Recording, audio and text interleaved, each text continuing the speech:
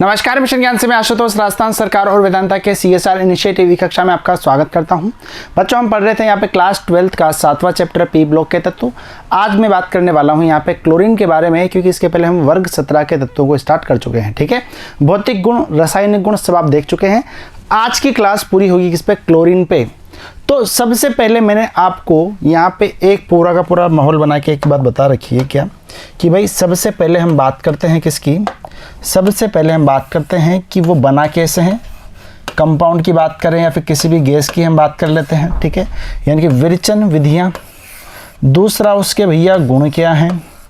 ठीक है, तीसरी हम बात करते थे कि भैया रासायनिक गुण क्या है, रासायनिक अभिक्रियाएं उसकी क्या है। ठीक है, रासायनिक गुण वह किस तरह के प्रदर्शित करती है। ठीक है, तो यहाँ पे भी जो परंपरा है उसी को लेकर के चलेंगे। ठीक है, तो सबसे पहले मैं बात करने वाला हूँ विरेचन विधियों के बारे में। तो ये स्टार्ट करते हैं। पेन कॉपी पहले तो एक तरफ रख दो। ठीक है, पहले एक बार समझ लो क्या कहानी है क्या नहीं है, फिर उसके बाद में स्क्रीनशॉट लेने का मौका मिलता ही है। ठीक है, तो आइए स्टार्ट करते हैं। सर, क्लोरीन की कहानी कहाँ से स्टार्ट हुई थी? सर, इतिहास क्या था? इतिहास भैया ये था कि शेले नाम के एक वैज्ञानिक थे, उन्होंने 1774 में एक एक्सपेरिमेंट किया। एक्सपेरिमेंट की यदि हम बात करते हैं तो एक्सपेरिमेंट ने उन्होंने ले लिया क्या? HCl, जो कि हम अगली क्लास में देखेंगे, और उसके साथ में उन्होंने अभिक्रिया करा दी किसकी भैया? MnO2 की। जैसे ही इन्होंने अभिक्रिया कराई तो इनको क्या मिला? वहां पे क्लोरीन मिला, और यहाँ पे भैया खोज हो गई किसकी? क्लोरीन की। क्लियर? इतनी बात क्लियर है क्या? ठीक है, अब बात आई भैया कि ये किस रंग का होता है। ठीक है, इसकी प्रकृति क्या होती है, तो फिर आगे खोज होती रही। 1810 में एक महान वैज्ञानिक आए जिनका नाम था क्या? डेवी। उन्होंने क्या किया? इसकी तात्विक प्रकृति को बताया, और इसके यानी कि इसकी प्रकृति को बताया। ठीक है, और इसके रंग के आधार पे इसे क्या नाम दे दिया गया? क्लोरीन नाम दे दिया गया। यदि क्लोरीन की हम बात करते हैं या फिर किसी भी एलिमेंट की आप बात करें यहाँ पे, तो हर एलिमेंट आप यहाँ तक 99% की हम बात करते हैं तो आपको पता है कि इनके जो नाम हैं, ठीक है, वो कहाँ से? ग्रीक वर्ड हैं पूरे के पूरे। तो ग्रीक में जो क्लोरस है भैया, क्लोरस को बोला जाता है हरित पीला। क्या बोला जाता है? क्लोरस को हरित पीला। और उसी के आधार पे इसको ये वाला नाम दे दिया, क्योंकि जो इस गैस का जो रंग है वो क्या है? हरित पीला है। क्या इतनी बात क्लियर है? बढ़े आगे। अब सबसे पहले जो हम बात करते हैं विरेचन विधियों की, यानी कि भैया यदि मैं इसे बनाना चाहूँगा तो किस प्रकार से बनाऊँगा, तो वही एक्सपेरिमेंट ले लेते हैं जो शेले ने किया था। उनमें उन्होंने क्या किया था कि जो यहाँ पे HCl था, सांद्र हाइड्रोक्लोरिक एसिड, HCl को बोला जाता है हाइड्रोजन क्लोराइड, आप बोलते हैं हाइड्रोक्लोरिक एसिड इसको बोला जाता है। ठीक है, उस पे किसकी अभिक्रिया कराई? Manganese dioxide. ठीक है, मैग्नीज आपको दिख रहा है, डाइऑक्साइड क्यों? क्योंकि 2 ऑक्सीजन यहाँ पे हमें मिल रहे हैं। ठीक है, यानी कि 2 ऑक्सीजन हम यहाँ पे ले रहे हैं। तो MnO2 की अभिक्रिया किससे कराई है? 4HCl से कराई। तो अच्छा, सबसे पहले मैंने क्या बताया था आपको कि विरेचन विधियों में सबसे ईजी बात ही यही है कि सर जो आपको यहाँ पे बनाना है उसको आप पहले लिख दो। ठीक है, Cl2 लिख दिया। ठीक है, अच्छा यहाँ से कितने Cl बचे? तो आप बोलेंगे सर 2 Cl बचे हुए हैं। ठीक है, तो Cl तो ऋणायन होता है। अच्छा, वो किसके साथ में जाएगा? तो आपको पता है सर यहाँ पे तो ओनली एक ही धनायन है। ठीक है, वो क्या है? Mn। ठीक है, तो यहाँ पे क्या बन जाएगा? MnCl2, और बचा हुआ क्या है यहाँ पे? पानी, यानी कि जल यहाँ पे निकल गया। क्या इतनी बात क्लियर है भाई? ठीक है, चलो जी आगे बढ़ो भाई, पूरे के पूरे देखेंगे यहाँ पे। अब किसी के मन में विचार आता है कि सर यदि मैं यहाँ पे HCl ना लेकर के यहाँ पे कोई दूसरा, जैसे कि मान लीजिए HCl क्या है? वो भी क्या है? एक यहाँ पे, वो भी तो एसिड ही है ना। यदि इसके स्थान पे मैं क्या लेना चाहूँ? यहाँ पे सांद्र H2SO4 लेना चाहूँ। ठीक है, तो कोई दिक्कत नहीं है, लेकिन मैं यहाँ पे एक बात बोलूँगा कि आप सांद्र H2SO4 तो ले तो रहे हो, लेकिन थोड़ा सा नमक का तड़का लगा देना भाई। ठीक है, नमक का तड़के का मतलब ये नहीं कि सर नमक उठाया टाटा नमक ऐसे डाल दिया, नहीं, ऐसा नहीं करने का। ठीक है, इसमें आप क्या करोगे? MnO2। ठीक है, ये तो वैसा का वैसा रखना ही है। H2SO4 डाल रहे हो, नमक का मतलब NaCl। ठीक है, NaCl सोडियम क्लोराइड आप यहाँ पे मिलाएंगे, तो आपको यहाँ पे एक रिएक्शन होती हुई दिख रही होगी। उसमें आपको MnCl2 तो वापस मिलेगा ही मिलेगा, पानी भी आपको वही मिलेगा, Cl2 भी आपको वही मिलेगा, लेकिन यहाँ पे एक और बाई प्रोडक्ट बन जाएगा। वो क्या होगा? NaHSO4। क्या इतना फंडा क्लियर है? ठीक है, बढ़ जाएंगे। यानी कि एग्जाम में ये वाली इक्वेशन आ जाए, ये वाली इक्वेशन आ जाए, डरना नहीं है, घबराना नहीं है। यदि बुक में HCl वाला दिया हुआ है ठीक है, एग्जाम में H2SO4 पूछ ले तो कुछ नहीं करना, नमक का थोड़ा सा तड़का लगाना है। क्लियर है, बढ़े आगे। चलो जी आगे बढ़ते हैं कहानी को लेकर के। अब बात करते हैं पोटेशियम परमैंगनेट की। तो आपको सबसे पहले पोटेशियम परमैंगनेट पता होना चाहिए। सर ये क्या आफत है, समझो के पोटेशियम परमैंगनेट की बात कर रहे हैं, MnO4, ये लो, इतनी सी बात याद रखनी है। अच्छा, अब तक किसको साथ में लेकर के चल रहे हैं, तो आप बोलेंगे सर HCl को लेकर चल रहे हैं, तो HCl ही भैया काम आएगा। ठीक है, काम तो वही आएगा। तो HCl की भी क्रिया यदि मैं यहाँ पे पोटेशियम परमैंगनेट यानी KMnO4 के साथ में कराता हूँ तो आपका क्या मिलने वाला है, तो आप बोलेंगे सर पानी और यहाँ पे पानी और यहाँ पे क्लोरीन तो मिलेगा ही मिलेगा। ठीक है, अच्छा इधर आपको MnCl2 मिला था, बिल्कुल मिला था, तो इधर भी मिल जाएगा, कहाँ दिक्कत आ रही है। ठीक है, अब आपको यहाँ पे पोटेशियम दिख रहा होगा और क्लोरीन दिख रहा होगा। जब पोटेशियम और क्लोरीन मिलते हैं तो आपको पता है क्या बनाते हैं यहाँ पे, KCl। ठीक है, KCl। क्लियर है भाई इतनी बात। बढ़ते हैं आगे। अब आप बोलते हैं कि सर यदि मैं यहाँ पे पोटेशियम परमैंगनेट की जगह पोटेशियम डाइक्रोमेट ले लेता हूँ, K2Cr2O7 की भी क्रिया किससे करा रहा हूँ, HCl से करा रहा हूँ, तो मुझे यहाँ पे क्या मिलेगा, तो वापस से वही बात देखो, समझो यहाँ पे Cl2 H2O। क्लियर है। अच्छा पहले अपन ने क्या लिया था, पोटेशियम परमैंगनेट लिया था। ठीक है, अब यहाँ पे मैं पोटेशियम डाइक्रोमेट ले रहा हूँ, तो परमैंगनेट में क्या आ रहा था, MnCl2 ऐसा कुछ बना रहा था। ठीक है, लेकिन यहाँ पे क्रोमियम आ गया। ठीक है, तो क्रोमियम यहाँ पे Cl के साथ में क्लोरीन के साथ में जाकर क्या बना देगा, CrCl3, और बचा हुआ क्या है आपका KCl। यानी कि अभी क्रियाओं को देखा जाए ना तो एक यहाँ पे वे में हम समझ सकते हैं। ठीक है, ज़्यादा इसमें माथाफोड़ी दिमाग लगाना ही नहीं है भाई। यहाँ पे मैंने क्या किया स्टार्टिंग में, समझो बातों को। सबसे पहले मैंने MnO2 लिया, HCl लिया। ठीक है, उसके बाद में विक्रियाएं बना दी, उत्पाद बना दिए। अच्छा उसके बाद में आपने कहा कि सर HCl की जगह आप H2SO4 ले लो, मैंने बोला नमक का तड़का लगा दूँ। अगली बात मैंने बोली कि भैया पोटेशियम परमैंगनेट, सर उत्पाद तो आपके वही रहेंगे, ये एक्स्ट्रा यहाँ पे बन जाएगा। क्लियर है। अब यहाँ पे यदि अब तो ये थोड़ी सी दिमाग लगाने वाली बात हो जाती है कि सर MnCl2 अगली बार नहीं आएगा, क्यों, क्योंकि मैं यहाँ पे भैया मैग्नीज ले ही नहीं रहा, मैंने तो यहाँ पे क्रोमियम लिया है। ठीक है, और क्रोमियम के साथ ही मिलकर क्या बनाएगा, CrCl3। क्या इतना फंडा क्लियर है। बढ़ जाए आगे। चलो जी, ब्लीचिंग पाउडर, ये होता है भैया ब्लीचिंग पाउडर। ठीक है, ध्यान रखना, CaOCl2 ब्लीचिंग पाउडर। अभी क्रिया वही HCl ही साथ देगा।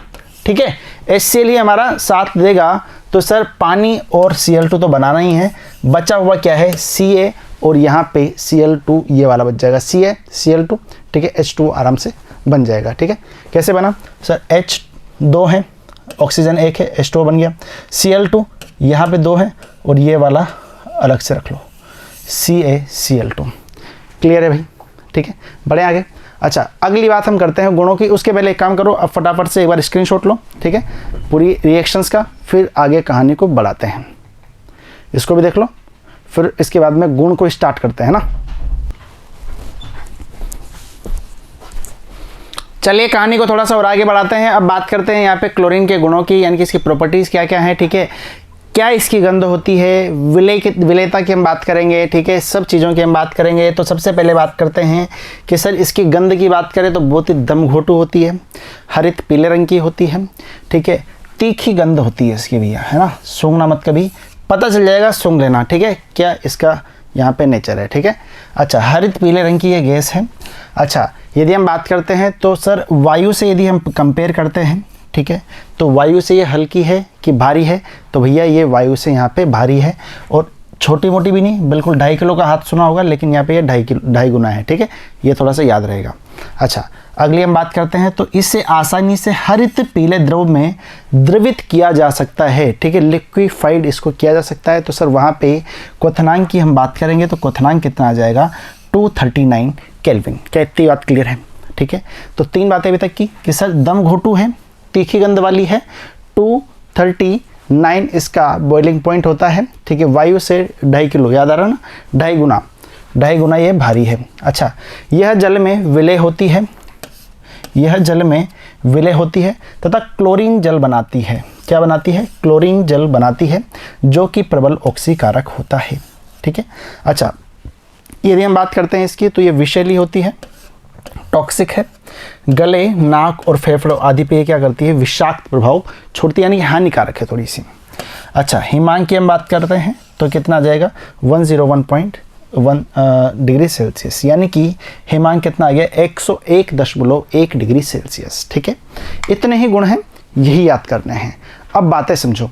पहले तो हमने देख लिया यहाँ पे किस तरह से बना रहे हैं। ठीक है, अब उसकी प्रॉपर्टीज़ क्या क्या है। अब बात करेंगे कि सर जब Cl2 किसी और के साथ अभिक्रिया करेगा, धीरे धीरे समझा रहा हूँ, समझ में आ रही है। जब Cl2 धीरे धीरे यहाँ पे धीरे धीरे Cl2 जब क्रिया करेगा किसी और के साथ में, तो यहाँ पे क्या देगा। ठीक है, तो बात कर लेते हैं। सबसे पहले हम बात करते हैं यहाँ पे दहनशीलता। ठीक है, दहनशीलता की बात करें तो समझना बातों को ध्यान से। यह अब दहनशीलता का मतलब क्या है, जलना ही तो होता है ना, दहन का मतलब जलना। ठीक है, ये स्वयं तो नहीं जलेगी भैया। ठीक है, इतनी बात क्लियर है, यह स्वयं नहीं जलेगी, यह स्वयं नहीं जलेगी, लेकिन यह सामने वाले को जला देगी। अब सामने कौन कौन हो सकता है, ध्यान दो। गरम लाल फास्फोरस, ठीक है, रेड फास्फोरस गरम वाला, आर्सेनिक हो गया, एंटीमनी हो गया, सल्फर हो गया। ठीक है, ये क्या आते हैं, जैसे ही इनको हम क्लोरीन के वातावरण में रखते हैं तो ये क्या होते हैं, धुआं धुआं करके धुआं यहाँ पे निकलने लग जाता है। जब धुआं निकलता है तो इसका मतलब क्या है कि भैया ये जल रहे हैं। ठीक है, तो कहने का तात्पर्य ये हो गया कि सर गरम लाल फास्फोरस, सल्फर, एंटीमनी, आर्सेनिक, ये क्या है, ये क्लोरीन के वातावरण में आते ही जलने लग जाते हैं। ठीक है, यदि मैं बात करता हूँ फास्फोरस की, Cl2 से भी क्रिया कर रहे और क्या देंगे वहाँ पे, PCl5 देंगे। आर्सेनिक क्या देंगे भैया, ये AsCl3 देंगे। सर इनको याद करना है कि एक दो याद कर लो, ज़्यादा करने की जरूरत नहीं है ना। अच्छा, एंटीमनी Cl2 के साथ में SbCl3 देगा, सल्फर Cl2 के साथ में S2Cl2 देगा, एल्यूमिनियम Cl2 के साथ में AlCl3 देगा। रटना नहीं है उसमें क्या, NaCl2 के साथ में NaCl, ये इंपॉर्टेंट है, ये प्रीवियस ईयर में पूछा हुआ क्वेश्चन है, क्लियर है। ठीक है, अच्छा फेरस की हम बात करते हैं, Cl2 के साथ में FeCl3 देगा। लास्ट की जो 3 है ना, सिर्फ उतनी याद कर लेना, यही एग्जाम में आती है, ऊपर वाली पूछेगा भी नहीं, क्लियर है। ठीक है, और ज़्यादा याद करना चाहो तो फॉस्फोरस ध्यान रखना बस। ठीक है, बढ़े आगे। अच्छा, अगले हम बात करते हैं तो ये अभिक्रिया देखो, ये कुछ जाने पहचानी लग रही है क्या, तो आप बोलेंगे सर बिल्कुल जाने पहचानी है, बचपन से पढ़ते आ रहे हैं। ठीक है, क्लास 8th में आई थी, क्लास 9th में आई थी, क्लास 10th में भी आई थी। ठीक है, और यहाँ फिर से आ गई। H2 + Cl2 प्रकाश की उपस्थिति में आपको क्या देता है, HCl देता है। और यही जो अभिक्रिया है, यही है भैया क्या, HCl बनाने की, जो अगली क्लास में हम बात करेंगे, HCl बनाने की विधि, HCl बनाने की विधि। ठीक है, ये आपको ध्यान रखना है, HCl बनाने की विधि यही है। ठीक है, अच्छे से लिख देते हैं, याद समझ में नहीं आ रहा होगा तो, HCl बनाने की विधि। क्या इतना फंडा क्लियर है क्या? ठीक है, अच्छा अब आगे समझो बातों को। यदि हम बात करते हैं यहाँ पे हाइड्रोजन के प्रति इसकी बंधुता क्या है, ठीक है, तो ध्यान से समझना। इसकी हाइड्रोजन के प्रति अत्यधिक बंधुता होती है, इसे हाइड्रोजन युक्त यौगिकों के साथ अभिक्रिया करके HCl बनाती है। ठीक है, यदि हम बात करते हैं तो Cl2 क्या करेगी, हाइड्रोजन युक्त जो यौगिक होंगे, जैसे कि मान लीजिए H2S हो गया, H2S का जैसे ही नाम आता है तो आप बिल्कुल नाकों को इस तरह से कर लेते हो, क्योंकि ये जो गैस है ना, ये आपने सूंघी हुई है। कहाँ पे, प्रयोगशाला में गया था, सड़े अंडे जैसी बदबू आ रही थी, कहाँ से निकल रही है, H2S से। ठीक है, क्योंकि H2S की जो गैस है, H2S की जो गंध है वो क्या होती है, सड़े अंडे जैसी होती है भैया, सड़े अंडे जैसी। क्लियर है, ये लो।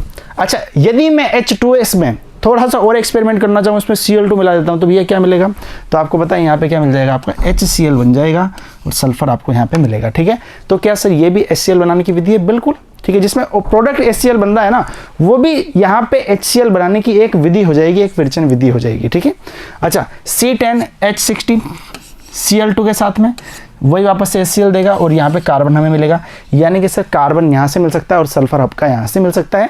अब मैंने आपको इक्वेशन यहाँ पे बता दी, रिएक्शन आपको बता दी। अब एग्जाम में किस तरह से पूछता है भैया, वो उनको पता है, मेरे को पता नहीं है। ठीक है, अपन को इतना पता है कि हाँ ये रिएक्शन है, इसमें अपने को जो जो दिख रहा है वो हम बता देंगे। कैसे कि सर HCl भी बन रहा है, सल्फर भी बन रहा है, HCl भी बन रहा है, कार्बन भी बन रहा है। ठीक है, तो हम बोल देंगे भैया HCl बनाना होगा, तो ये वाली रिएक्शन आप वहाँ पे चिपका सकते हो आराम से, कोई दिक्कत नहीं है, कोई परेशानी यहाँ पे नहीं है। ठीक है, अब बात करते हैं अमोनिया की। ठीक है, अमोनिया पता ही है, बचपन से पढ़ा है। ठीक है, भर भर के पढ़ा है और यहीं से स्टार्टिंग की थी, NH3 अमोनिया। ध्यान से समझो, अमोनिया को आधिक्य में, आधिक्य का मतलब क्या हो गया, आधिक्य क्या मतलब हो गया, ज़्यादा मात्रा में, या फिर इसे बोलते हैं हम क्या, एक्सेस। एक्सेस में लेने पर यह नाइट्रोजन तथा अमोनियम क्लोराइड बनाती है। इंपॉर्टेंट है, ध्यान रखना, ठीक है। क्या क्या बनाएगी, नाइट्रोजन बनाएगी और अमोनियम क्लोराइड बनाएगी, ठीक है। नाइट्रोजन बोले तो N2 बनाएगी, ठीक है, और अमोनियम क्लोराइड यानी कि NH4Cl यहाँ पे ये बनाएगी। क्लियर है, तो ध्यान रखना NH3 को मैं क्या कर रहा हूँ, यहाँ पे आधिक्य में ले रहा हूँ, दोनों आधिक्य में लेंगे। पहले तो मैं क्या कर रहा हूँ, जो अमोनिया है उसको ज़्यादा ले रहा हूँ और Cl2 को कम ले रहा हूँ, तो वो वहाँ पे क्या बनाएंगे, नाइट्रोजन बनाएंगे, नाइट्रोजन गैस, और NH4Cl बनाएंगे। लेकिन यदि मैं यहाँ पे, आप बोलेंगे सर आप एक काम करो ना, आप इसको आधिक्य में मतलब आप ज़्यादा इसको लो, ठीक है, आप ज़्यादा इसको लो। अच्छा, आधिक्य में यहाँ पे यदि NH3 लिया तो आधिक्य में नाइट्रोजन भी होगा ज़्यादा, यहाँ पे नाइट्रोजन दिख रहा होगा, ठीक है। अच्छा, यहाँ पे आधिक्य में क्या ले लिया, Cl2, तो यहाँ पे इधर जो प्रोडक्ट रहेगा ना आपको, वहाँ पे आपको क्लोरीन बरसा हुआ मिलेगा। कैसे, ध्यान से समझो, NH3 3Cl2 क्या बनाएगा, NCl3 और थ्राइस HCl, ठीक है, थ्राइस HCl ये यहाँ पे बना देगा। क्या इतना फंडा क्लियर है क्या मेरा भाई, ठीक है। चलो जी बढ़ते हैं आगे। सर इतने जल्दी करनी है, बिल्कुल बिल्कुल, क्योंकि इनमें रटना ही है, उससे ज़्यादा कुछ भी नहीं है, ठीक है। यहाँ पे मैं इस तरह से समझाऊंगा नहीं कि नहीं ये इसके साथ में गया, इसके साथ में गया, ये आपको ऑलरेडी आता है, ठीक है। चलो जी, अब बात करते हैं यहाँ पे क्षारों के साथ में क्रिया, ठीक है। तो पहले हम बात करेंगे ठंडे वाले, ठीक है, ठंडे हैं बट वो क्या है, तनु हैं, ठीक है। दूसरी हम बात करें गर्म है लेकिन वो सांद्र हैं, ठीक है, सांद्र है इसलिए गर्म है, तनु है इसलिए ठंडे हैं। अच्छा, ठंडा और तनु क्षार कौन सा है, तो आप बोलेंगे सर यदि हम बात करते हैं यहाँ पे NaOH की, ठीक है, 2 मोल हमने लिए, Cl2 के साथ में भी क्रिया करा रहे हैं, और जब Na और Cl एक दूसरे को देखते हैं तो आपको पता है कुछ तो होगा, और यहाँ पे नमक बनेगा, सोडियम क्लोराइड, ठीक है। एक Na निमट गया, Cl यहाँ से निमट गया। अच्छा, एक Na भी बचा हुआ है, बरकरार है, ऑक्सीजन भी यहाँ पे बचा हुआ है, एक Cl यहाँ बचा हुआ है, NaOCl। लेकिन आप एक और बात देखते हैं कि सर यहाँ पे एक ऑक्सीजन बचा हुआ है, ठीक है, लेकिन 2 हाइड्रोजन भी बचे हुए हैं, और एक ऑक्सीजन 2 हाइड्रोजन मिलके बनाते हैं भैया क्या, पानी, जल बना दिया। आगे बढ़ो, गर्म की हम बात करते हैं, 6 NaOH और Cl2 के कितने, 3 मोल। अच्छा, वापस से वही बनाएंगे, NaCl बनाएंगे। अब यहाँ पे जो बनेगा ये अलग बन गया थोड़ा, NaClO3, ठीक है। अच्छा, NaOCl है, उसको तो बोला जाता है सोडियम हाइपोक्लोराइट, इसको बोला जाता है सोडियम क्लोरेट। ध्यान रखना, एग्जाम में आया हुआ क्वेश्चन है, NaClO3 क्या बोला जाएगा भाई, सोडियम क्लोरेट, क्या बोला जाएगा, सोडियम क्लोरेट इसको बोला जाएगा। क्या इतना फंडा क्लियर है क्या, ठीक है, बढ़े आगे। चलो जी आगे बढ़ते हैं। अब हम यहाँ पे अभिक्रिया कराने वाले हैं बुझे हुए चूने से। किससे, बुझे हुए चूने से। फॉर्मूला पता होगा, CaOH2, CaOH2। अच्छा, अभिक्रिया किसकी करा रहे हैं, तो आपको पता है Cl2 की अभिक्रिया करा रहे हैं। प्रोडक्ट क्या मिलने वाला है आपको यहाँ पे, CaCl2 मिलने वाला है, CaOCl2 मिलने वाला है, और पानी आपको यहाँ पे मिलने वाला है, ठीक है। अब गर्म चूने के पानी, ये तो क्या था, ठंडा चूना था, ठीक है। अब हम बात कर रहे हैं यहाँ पे गर्म चूने की, ठीक है। गर्म चूने की यदि हम बात करते हैं, अच्छा यहाँ पे क्या याद रखना है सर, इंपॉर्टेंट क्या है यहाँ पे भैया, ये वाली चीज़ याद रखनी है आपको, ये वाली CaOCl2। अच्छा, यहाँ पे क्या याद रखना है, यहाँ पे ये वाली चीज़ याद रखनी है, ठीक है, CaClO3 वाली, ठीक है। क्लियर है भाई, बढ़े आगे। चलो जी, ये तो क्या था यहाँ पे, ठंडा चूना था, ये क्या था, गर्म चूना था। अच्छा, शुष्क बुझे चूने के साथ यह विरंजक, शुष्क बुझे चूने के साथ में यह विरंजक चूर्ण देती है, यानी कि ब्लीचिंग पाउडर देती है। ब्लीचिंग पाउडर थोड़ी देर पहले पढ़ा ही था आपने, ठीक है। गर्म तथा सांद्र विरंजक चूर्ण का संगठन, ये आपको वैसे ध्यान नहीं रखना है, ठीक है भी नहीं आपके बुक में, तो इसको वैसे यदि याद रखना चाहो नॉलेज के रूप में तो याद रख सकते हो, बाकी इतनी कुछ जरूरी नहीं है, ठीक है। आपके जो काम वाली चीज़ है वो ये वाली है कि सर Cl2 के अभिक्रिया करा रहे हो यहाँ पे किसके साथ में, CaOH2 के साथ में, ब्लीचिंग पाउडर मिलेगा CaOCl2। अभी थोड़ी देर पहले काम आया था, बताओ तो, ठीक है। अभी थोड़ी देर पहले हमने काम लिया था कहीं पे, तो ये रहा, इसको बनाने के लिए, और ये इससे रिएक्ट भी कर सकता है, ठीक है। चलो जी बढ़े आगे। तो इतना कुछ छापना हो तो एक बार फटाफट से छाप लो, फिर बढ़ते हैं आगे। देख लो इसको एक बार, पूरी रिएक्शन को एक बार देख लो, है ना। यहाँ से हाँ जी, छाप लिया। चलो जी, बढ़ते हैं आगे। अब कहानी को थोड़ा सा और आगे बढ़ाते हैं। अब आगे हाइड्रोकार्बन के साथ ये किस प्रकार से क्रिया करते हैं, ध्यान से समझिएगा। यदि क्लोरीन की हम बात करते हैं तो हाइड्रोकार्बन आपको पता ही है, CH4 की हम बात करते हैं, जो कार्बन और हाइड्रोजन से मिलकर बने हुए हैं उन्हें हाइड्रोकार्बन बोला जाता है। ठीक है, इतना पता है। चलो जी, यदि मैं बात करता हूँ यहाँ पे, यदि मेथेन की क्रिया कराता हूँ Cl2 के साथ में, ठीक है, ये क्या है, अल्ट्रावायलेट। क्या है ये भाई, अल्ट्रावायलेट। तो आपको यहाँ पे क्या मिलने वाला है, मेथाइल क्लोराइड मिलने वाला है और HCl आपको मिलने वाला है। ठीक है, तो ये थोड़ा सा इंपॉर्टेंट है, इसको एग्जाम की दृष्टि से थोड़ा सा ध्यान रखना। ठीक है, क्योंकि यहाँ पे आपका एक कंपाउंड मिलता है, वो क्या है, मेथाइल क्लोराइड, जो कि काफ़ी जगह आपके यूज़ आएगा। ये एक्चुअली लेबोरेटरीज में भी आपके काम आता है। ठीक है, इसलिए एग्जाम में वैसे पूछ लिया जाता है। चलो आगे बढ़ते हैं। CH2 डबल बॉन्ड CH2, ठीक है, अभी क्रिया करा रहे हैं हम Cl2 के साथ में। ठीक है, तो आपको यहाँ पे क्या मिलने वाला है, 1,2 डाइक्लोरोएथेन मिलने वाला है। ठीक है, चलो जी, बढ़े आगे। आओ भाई, विरंजक गुण। विरंजक गुण पिछले साल ही क्वेश्चन आया था, याद होगा इसी। नमी की उपस्थिति में Cl2, नमी की उपस्थिति में Cl2 विरंजक का कार्य करती है। Cl2 का विरंजक गुण उसके ऑक्सीकारक गुण के कारण होता है। और यदि हम बात करते हैं रंगीन फूल पत्तियां, रंगीन कपड़े व अन्य कई रंगीन वस्तुओं का रंग उड़ा देती है। ठीक है, इसलिए इसको रंग उड़ाने के लिए भी यूज किया जाता है। ठीक है, इसका विरंजक प्रभाव स्थायी होता है। चलो जी, यदि हम बात करते हैं Cl2 और H2O को यदि मिलाते हैं तो आपको क्या मिलेगा, 2HCl, और यहाँ पे आपको नवजात ऑक्सीजन मिलेगी। ठीक है, जब भी ऑक्सीजन ऐसे डब्बे में बंद हो उससे क्या बोला जाता है, नवजात ऑक्सीजन। क्लियर है। ठीक है, अच्छा, और ये नवजात ऑक्सीजन यदि रंगीन पदार्थ के साथ मिलती है तो जो रंग है वो हट करके यहाँ पे रंगहीन हो जाता है, यानी कलर यहाँ पे ख़त्म हो जाता है। क्लियर है। चलो जी, बात करते हैं आगे, ऑक्सीकारक गुण। ठीक है, नमी की उपस्थिति में Cl2 प्रबल ऑक्सीकारक गुण प्रदर्शित करती है, पता ही है। क्लोरीन का जल पीला रंग का HCl तथा HOCl के निर्माण के कारण उड़ जाता है। इस प्रकार प्राप्त HOCl नवजात ऑक्सीजन देता है, जो कि क्लोरीन के ऑक्सीकारक गुणों के लिए उत्तरदायी है। कहने का मतलब ये है, यदि मैं Cl2 और H2O को मिलाता हूँ तो आपके यहाँ मिलने वाली क्या है, यहाँ पे HCl HOCl। अब यहाँ से क्या उठेगा भैया, ऑक्सीजन, और ये क्या बनाएगा, नवजात ऑक्सीजन बनाएगा। ठीक है, और आपका ये HCl। क्लियर है। अरे आ रही है बातें समझ में। सर इनमें करना क्या है, इनमें भाई ये एक काम करना है बहुत प्यारा वाला, वो क्या है, ये रटना है।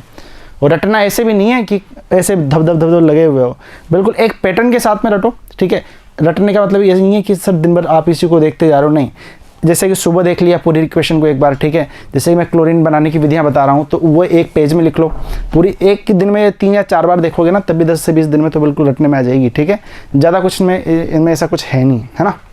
बट एग्जाम में क्वेश्चन आएगा तो फिर वहाँ पे किस तरह से करोगे वो देख लेना फिर। अच्छा, ये अब यदि हम बात करते हैं, इसकी बात कर रहे हैं। ठीक है, तो फेरस को किस में चेंज करेगा, फेरिस में ऑक्सीकृत कर देता है। ठीक है, अच्छा, फेरस सल्फेट FeSO4 की क्रिया में H2SO4 प्लस Cl2 से कराता हूँ तो आपका क्या बनने वाला है, फेरिक सल्फेट बनेगा। ठीक है, HCl यहाँ पे बनेगा। क्लियर है भाई। अच्छा, फेरिक लिख लो इसको, फेरस को फेरिक में ऑक्सीकृत कर देता है। यह सल्फाइट को किस में बदल देता है, सल्फेट में बदल देगा। सल्फेट का मतलब सर क्या होता है, तो आपको पता है सर SO4 जो होता है वो सल्फेट होता है। ठीक है, H2 लगा देता हूँ तो ये क्या हो जाएगा, यहाँ पे H2SO4 हो जाएगा। आपको पता है ये सल्फ्यूरिक एसिड। अच्छा, सोडियम सल्फाइट Na2SO3, अभी क्रिया करा रहा हूँ Cl2 प्लस HO2 के साथ में, H2O के साथ में, तो क्या देने वाला है, सोडियम सल्फेट। ठीक है, क्लियर है। अच्छा, और क्या देने वाला है, ट्वाइस ऑफ HCl, ये आपका मिल जाएगा। ठीक है, अच्छा आगे देखो, यह सल्फर डाइऑक्साइड को सल्फ्यूरिक अम्ल में ऑक्सीकृत कर देता है। सल्फर डाइऑक्साइड क्या होता है, SO2 होता है। ठीक है, इसको किस में बदल देगा, यहाँ पे H2SO4 में। ब्लीचिंग पाउडर नहीं, इसको हटा दो यहाँ से, ब्लीचिंग पाउडर नहीं है ना, सल्फ्यूरिक एसिड में यहाँ पे ये चेंज कर देगा। क्लियर है। चलो जी, अब आगे हम बात करें यहाँ पे तो ध्यान से समझना, आयोडीन की हम बात कर रहे हैं।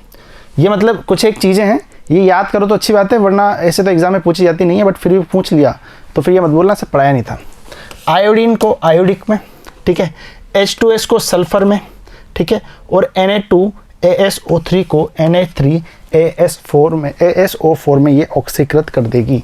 यानी कि जो फाइनल प्रोडक्ट है हमें ये वाला ध्यान रखना है, ठीक है। जिस पे इंपॉर्टेंट लिख रहा हूँ वो तो मतलब छोड़नी नहीं है, ऐसे नहीं बोल रहा सिर्फ ये याद करनी, मैं ऐसे बोल रहा हूँ ये वाली छोड़नी नहीं है, ठीक है। अच्छा जी आगे देखो, उपयोग। सर पहले हमने इसकी विरचन विधियाँ देख ली।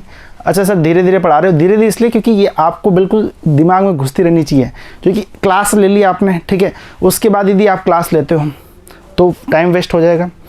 उससे बढ़िया है एक बार क्लास लो, नोट्स बनाते हुए चलो साथ में, ठीक है, दोबारा वीडियो देखने की ज़रूरत ना पड़े, ऐसी नौबत हमारी नहीं आए। समय महत्वपूर्ण है, तो जो यहाँ पे स्लाइड्स चल रही है, जो मैं आपको इक्वेशन रिएक्शंस जो बताते जा रहा हूँ उनको फटाफट से नोट डाउन करते रहो, ठीक है। और फटाफट से भी नहीं कर सकते हो तो बाद में 2 से 5 मिनट लगते हैं स्क्रीनशॉट लेने में, कुछ नहीं है ना। तो सबसे पहले देखो इसका उपयोग हम कहाँ कहाँ करने वाले हैं। कास्ट लुगदी में यानी कि कागज़ और रेयन के उत्पादन में इसका यूज़ किया जाता है। कपास और वस्त्रों के विरंजन में भी इसका यूज़ किया जाता है। सोने तथा प्लेटिनम के निष्कर्षण में यूज़ किया जाता है Cl2 का। अच्छा रंजकों, औषधियों, कार्बनिक पदार्थों जैसे कि CCl4 हो गया, CSCl3 हो गया, DDT हो गया, प्रशीतक हो गया, इनके उत्पादन में किया जाता है। ये तो बचपन से ही पढ़ रहे हैं। पीने के जल को निर्जम बोले तो जीवाणु रहित करने के लिए भी इसका यूज़ किया जाता है।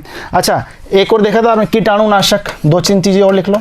कीटाणुनाशक हो गया, मस्टर्ड ऑयल हो गया, ठीक है, सरसों का मस्टर्ड ऑयल गैस है ना, सरसों के तेल की गैस, ठीक है, सरसों गैस लिख लो, ठीक है। इनमें इस सब का यूज़ किया जाता है। मान लीजिए औषधि वगैरह ये बनाते हैं, ठीक है, कीटाणुनाशक वगैरह होते हैं, इन सब में भी यूज़ किया जाएगा। क्या इतना फंडा क्लियर है? तो एक बार छापो इसको, फिर इसको हम ख़त्म करते हैं, ठीक है। देख लो भाई, और ये इसके उपयोग हैं, और ये एग्ज़ाम में पूछे जाएंगे सीधे सीधे, ठीक है, क्योंकि मैक्सिमम पार्ट जो है, ठीक है, वो किसका होता है, वो इन्हीं का होता है। वर्ग 17 में यदि हम बात करते हैं तो किसका रहेगा, HCl का रहेगा और Cl2 का रहेगा, ठीक है। तो वर्ग 17 में सीधी क्वेश्चन पूछना रहेगा तो Cl2 बचा हुआ है और HCl बचा हुआ है, क्वेश्चन यहीं से पूछने वाला है, तो दोनों को रट लो बढ़िया तरीके से, ठीक है। तो अब अगली क्लास में मैं आपको बताऊँगा HCl के बारे में, तो मिलते हैं अगली क्लास में। धन्यवाद।